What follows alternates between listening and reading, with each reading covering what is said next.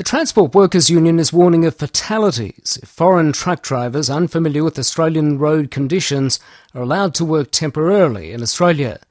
The union is outraged over a proposal to add heavy vehicle drivers to the list of occupations eligible for 457 visas. The Australian Trucking Association, which represents transport companies, says the move is necessary to fill driver shortages caused by the mining boom. Business reporter Michael Yander.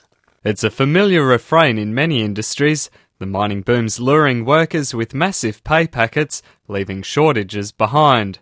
The Australian Trucking Association's Chief Executive Stuart St Clair says his industry's been hit hard by competition for heavy vehicle drivers. We found that there are some critical shortages in those areas that are particularly affected by resources industry.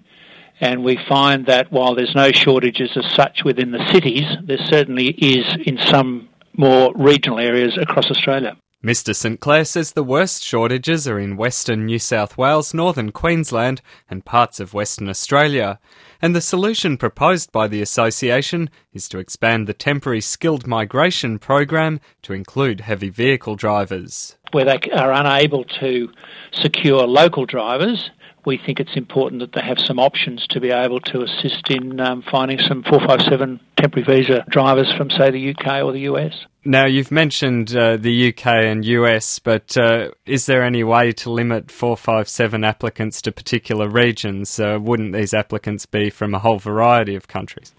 Well, they would be, but of course what is important is it's the operator who has the ability to want to put these people on, and I would think that operators will ensure that those people are properly and appropriately qualified, and to ensure that they provide them with any of the extra skills they need if they in fact do come to Australia. But the Transport Workers Union is suspicious of the trucking industry's motives. Its acting National Secretary, Michael Kaine, says transport companies simply don't want to pay higher wages to attract and retain drivers. It's just an easy way to take an easy path for an easy dollar for those that the ATA represents. Michael Kaine says Bureau of Statistics figures show there are plenty of people looking for work in the sector, but long hours, tight delivery deadlines and poor pay deter drivers from taking the jobs. The underemployment data at August 2013 shows that 34,500 people were looking for work in transport, postal and logistics. This is not an industry that is one there's a shortage of people looking for work. This is an industry that needs to get those pressures lifted so that there's an attraction and retention rate in the industry for drivers. That's a view shared by Frank Black, an owner-driver from Brisbane. He's in the union but also sits on the Trucking Association's General Council. We've got a driver shortage in the industry, but in saying that, there's also a lot of skilled drivers here in Australia out of work. He says lots of drivers have dropped out of the industry and there aren't many young people coming in. I personally would know of a good half a dozen, and that's just me. Mr Black says truck drivers often face pressure to break laws to deliver goods on time and drive enough kilometres to earn a decent income. A lot of them is incentive-based, like kilometre rate. So obviously the more kilometres they do, the better, the more they get paid, you know. And the kilometre rate is very poor, which obviously entices them to work longer. Then you've got the big players that will turn around and put unrealistic timelines on it with the threat of penalties if you don't meet the time frames.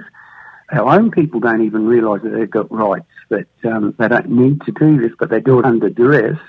So how are these overseas people going to go? Michael Kaine says the result of bringing in foreign drivers unfamiliar with Australian roads and road rules and under the same deadline pressures will inevitably be more serious accidents. Bring in a pool of drivers not so familiar with Australian conditions. Bring in a pool of drivers that haven't got the capacity to put up their hand to say that something's wrong. This is not a solution. It's actually going to make the problem worse. People are going to die. But the Trucking Association's Stuart St Clair says bringing in foreign truck drivers is no different to hiring overseas nurses on 457 visas. There is a set of laws that they actually have to conform with, and if operators are found to be operating or allowing drivers to operate outside of those, they are actually held liable and be taken to court and punished. That is, of course, if they get caught. Business reporter Michael Yander.